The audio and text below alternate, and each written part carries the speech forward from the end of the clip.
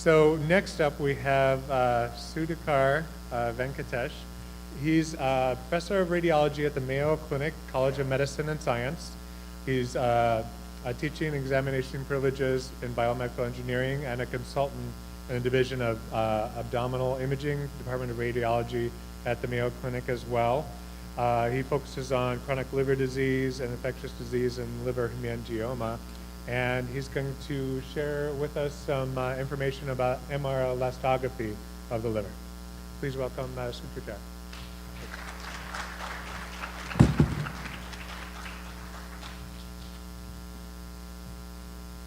Thank you very much for giving me the opportunity to present this new technique, which some of you may be knowing about it. And if you're wondering what those waves are going behind the screen, those are actually the shear waves going through a liver of a patient, and that's how we do the MR elastography. All right? Okay. I guess I have to continue on it. So I don't have any financial interest in any companies. So I work for Mayo Clinic. I'm a radiologist, and I've been associated with MR elastography for less 10 years. So I know a bit more about MR elastography. So what I'm going to do is that I'm going to give you an outline what MR elastography means, what is the technique about, briefly talk about principle and technique of the MRE of the liver. I know this is not a medical field expertise audience, so I'll try to keep it as less technical as possible. Talk about a little bit about the clinical applications of the MRE of the liver, and finally I'll show some of our examples of MR elastography in primary biliary cirrhosis and Mayo Clinic experience. So the word magnetic resonance elastography is a combination from the two words MR and elastography. And elastography is a method for direct imaging of mechanical or viscoelastic property of tissues. And MRE produces this kind of quantifiable parameters from which we can measure the mechanical property of tissue. People refer to this mechanical property of tissues by various names like tissue elasticity or tissue stiffness. Now we all know tissue elasticity or tissue stiffness. We know that children, newborn babies have the softest skin, and as we grow older, we lose our elasticity, or become more wrinkly. But sometimes wrinkly can be beautiful, as in this case. So there's nothing to worry about. So even though there is no elasticity, it is still beautiful. We also know our tissues become stiff when we have pain, inflammation, or any kind of pathological process going on. That's exactly what we are measuring. And we also know when we have muscle strain or we have stressed muscles, we go for massage as well to relieve that pain, to relieve that tension. So we use elasticity in our daily life. What we're doing to do with MR elastography is just use it for more medical and diagnostic purposes. So clinical application of elasticity is very well known. We use pulse, which is also a mechanical property. We measure the pulse of the patient. We also measure the muscle stiffness. We also look for the salivary glands, lacrimal glands, thyroid glands. We also palpate, as you can see over here, the spleen, as well as the liver, to look for any increase in the size of the liver. Okay. Is it better?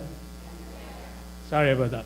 Okay, so we can see that you can also use the spleen for, we also measure or rather assess for the spleen as well as the liver in order to look for any increase in the size of the organ as well as measure the stiffness of the liver. Very well experienced hepatologists can actually measure or kind of assess whether the liver is soft or hard. A normal liver is very soft to palpate. The reason why we do elasticity is because we know as chronic liver disease goes on in the liver being a very soft organ, starts becoming very stiff as the fibrosis goes on. And at the stage when it becomes cirrhotic, it's nearly rock hard. So the tissue stiffness actually increases from a very soft level to almost 10 to 20 times more in the cases of fibrotic liver. So that's the basis of measuring stiffness of liver. Now, if you're wondering how do we measure the stiffness of the liver within a patient, we can measure it by sending shear waves through the liver. Now, all of you are hearing music from the background. These are the sound waves, and you can hear the vibrations because you're feeling it through the ground. That's exactly the same mechanism that we do with elastography. So it's working for me. So I don't have to give another example. You're all feeling it. I would have said it, maybe if you put your phone on a vibrating mode, that's how you feel the sheer vibration, but this is better than that. So this is an example of a gel phantom in which we have a hard inclusion and a soft inclusion. But just looking at this picture, you cannot differentiate between the hard and the soft.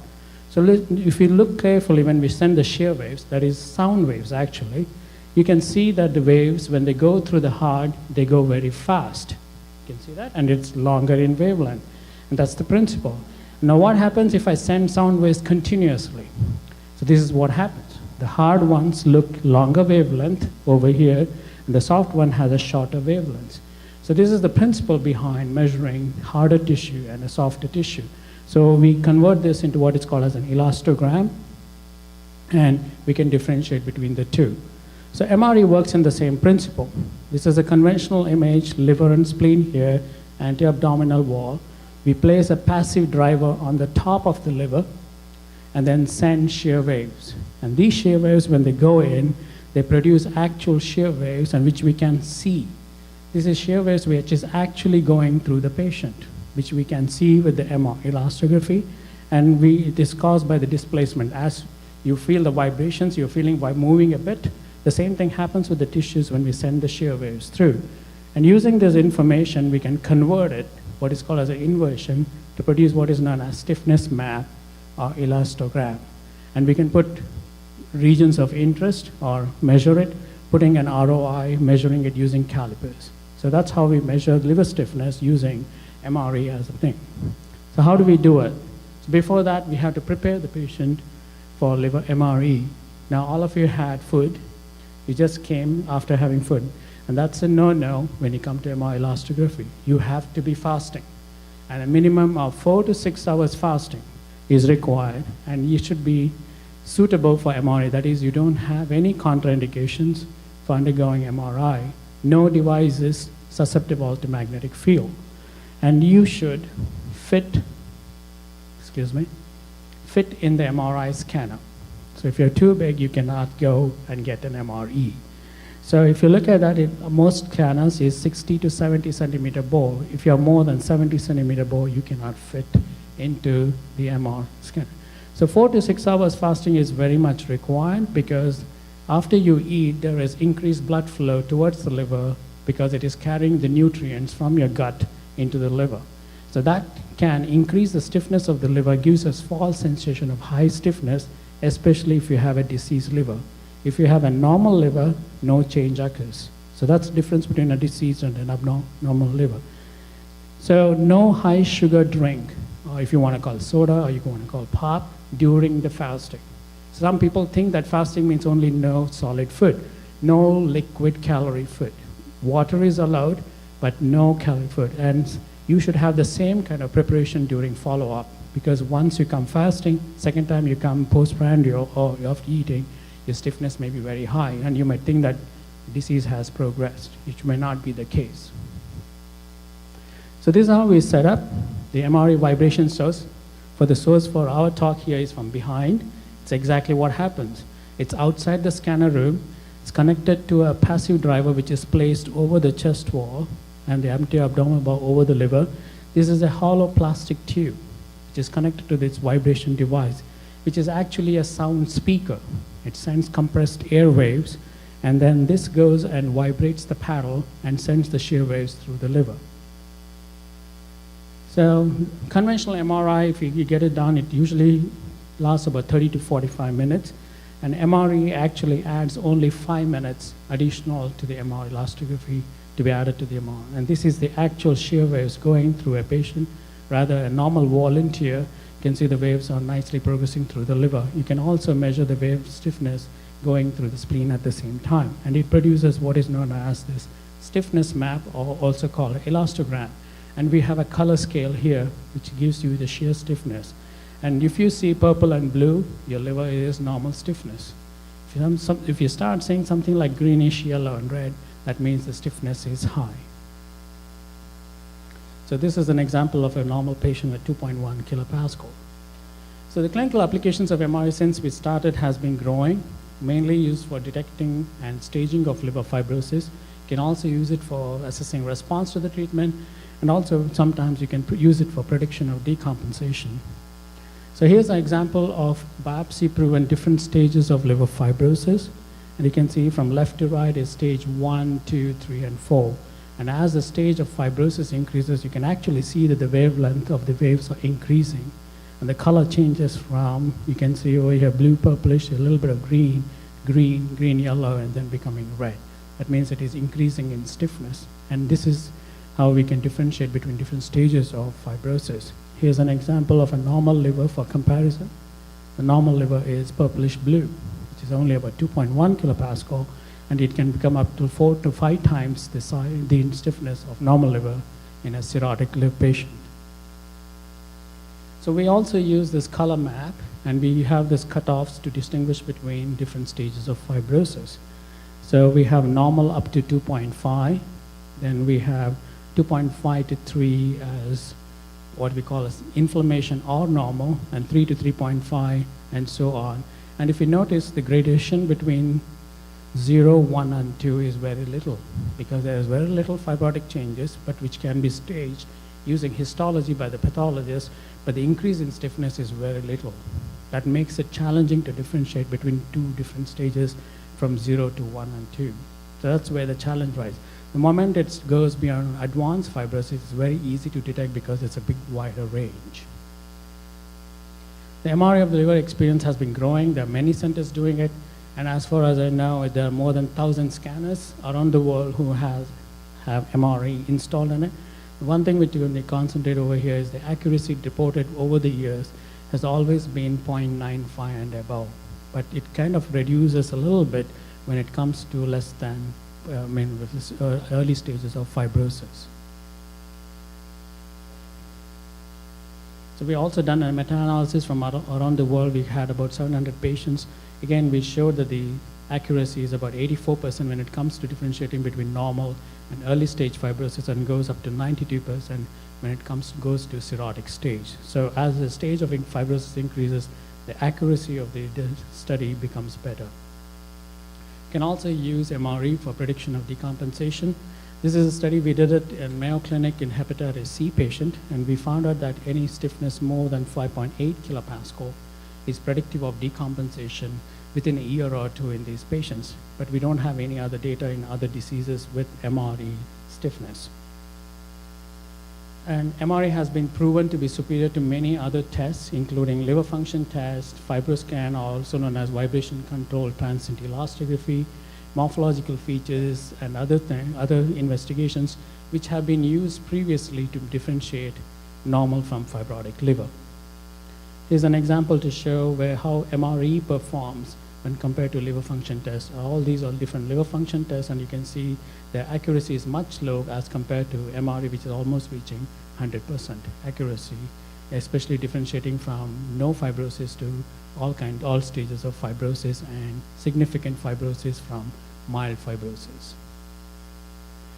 And most of you have heard of FibroScan. As I talked to some people during lunch, everybody knows about FibroScan and whether MRE compares with FibroScan. Actually, MRE is much better than FibroScan when it comes to differentiating between stages of fibrosis, especially lower stages of fibrosis. When it comes to higher stages of fibrosis, both MRE and FibroScan almost perform equally, but when it comes to the the early stages of fibrosis, MRE performs much better. You can see over here 96% accuracy versus 80% accuracy. That was way back in 2008.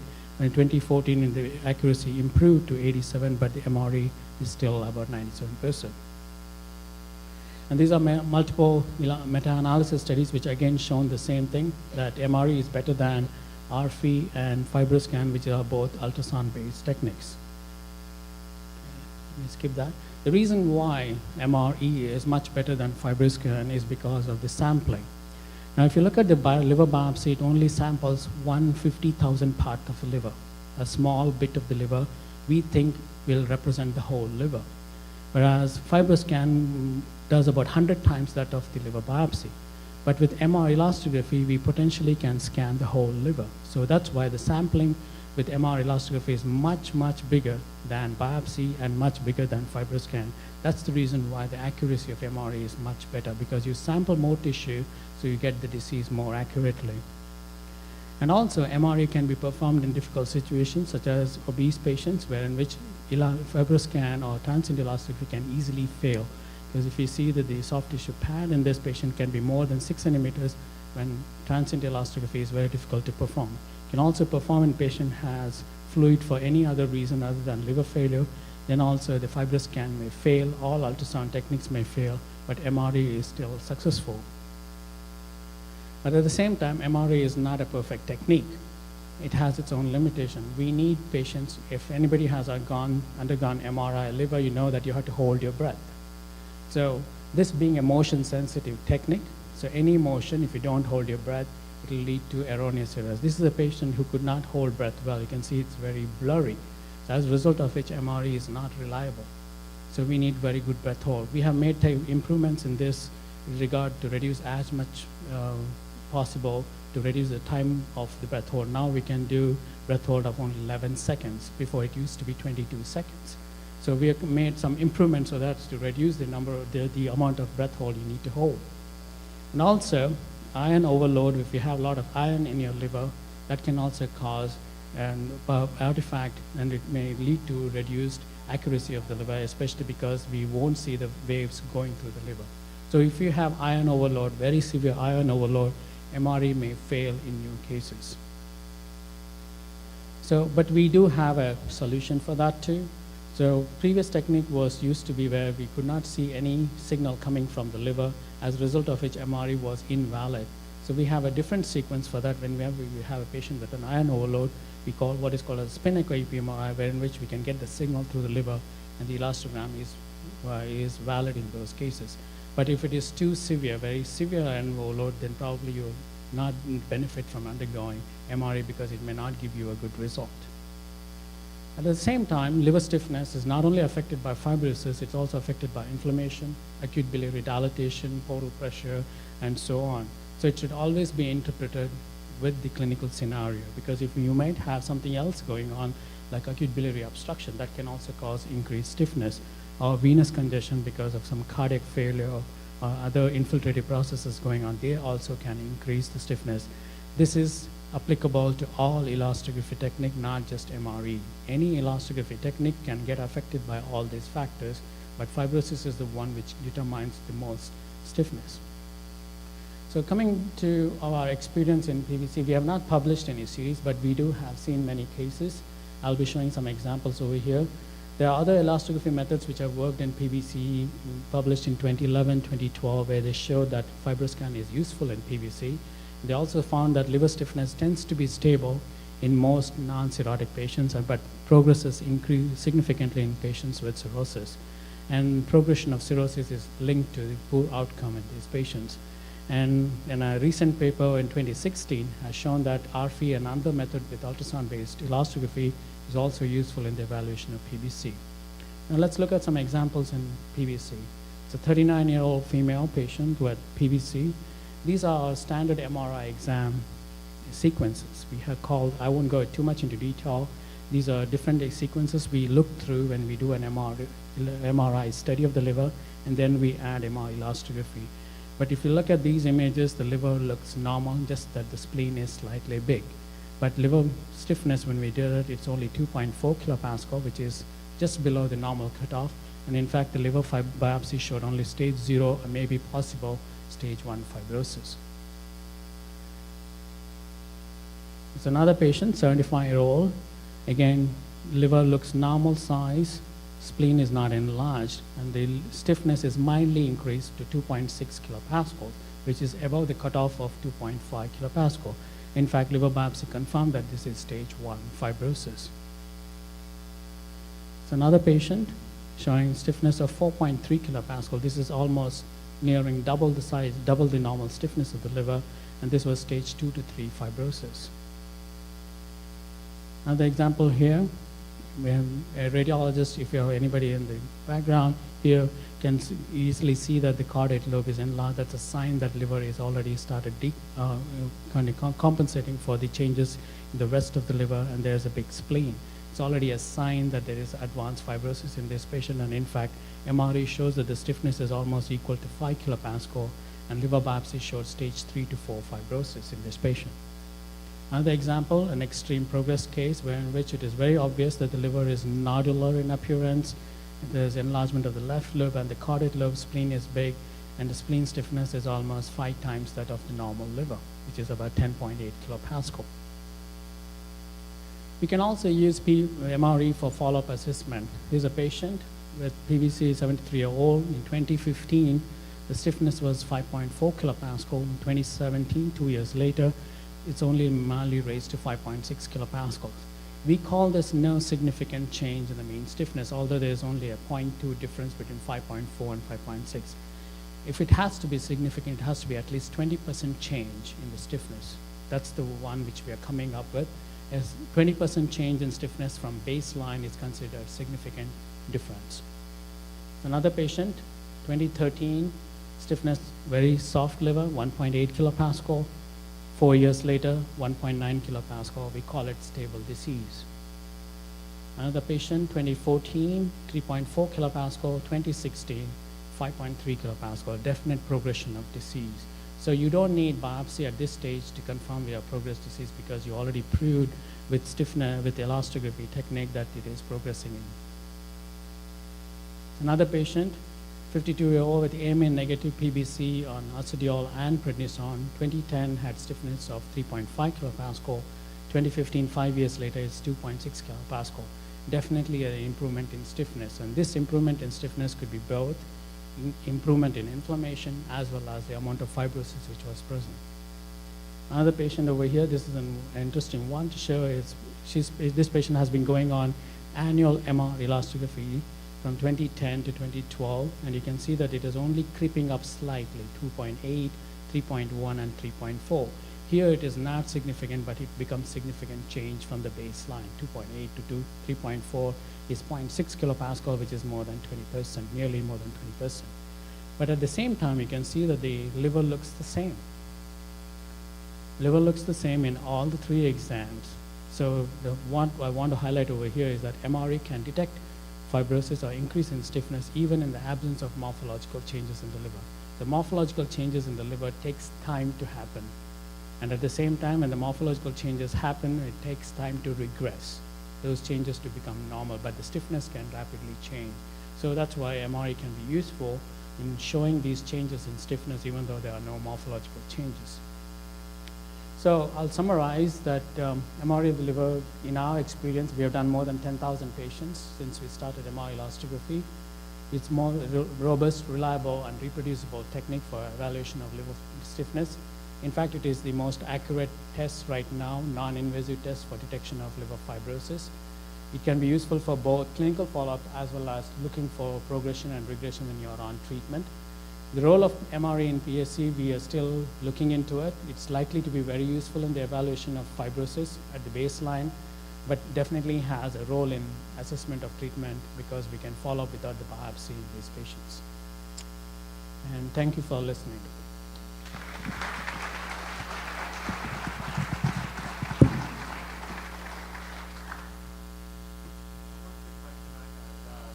I was wondering, as far as helping a patient discuss with their doctor what's the best methodology to scan for fibrosis, how do they engage their doctor in that conversation?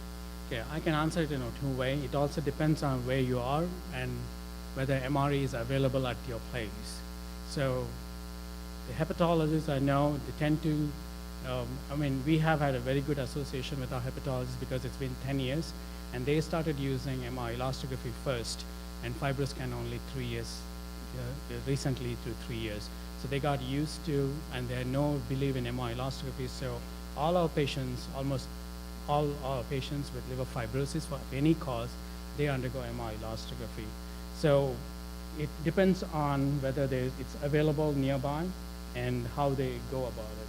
So if it is available, I think they would prefer it. Okay. we have a question about kind of the cost for insurance coverage. Okay, I knew this was going to come. So the CPT code is going to be coming up in January next year.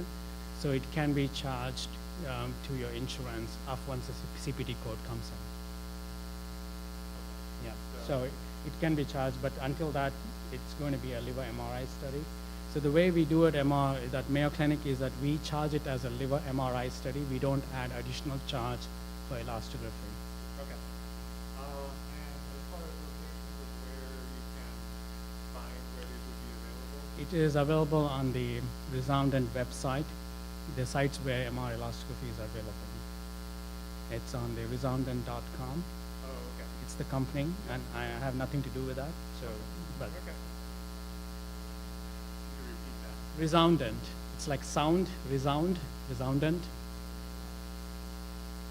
Yep. Yeah, they are my sponsors. So MRI elastography versus liver biopsy, like you touched on it, but why one versus the other, and can the MRI replace a biopsy for diagnosis? That's what we are hoping for. So the only one, probably two information, which MR elastography cannot give you is the diagnosis. We can say that the liver is stiff, it's probably due to fibrosis, but I cannot tell you just by looking at MR elastography whether it is because of autoimmune hepatitis, PBC, PSC, or Hep C. So etiological diagnosis is not possible with MR elastography. For that, you need other tests to be done. But for the evaluation of the fibrosis, MRE is good. And in fact, once you have the diagnosis for follow-up, we only do MRE. We don't do any more biopsies.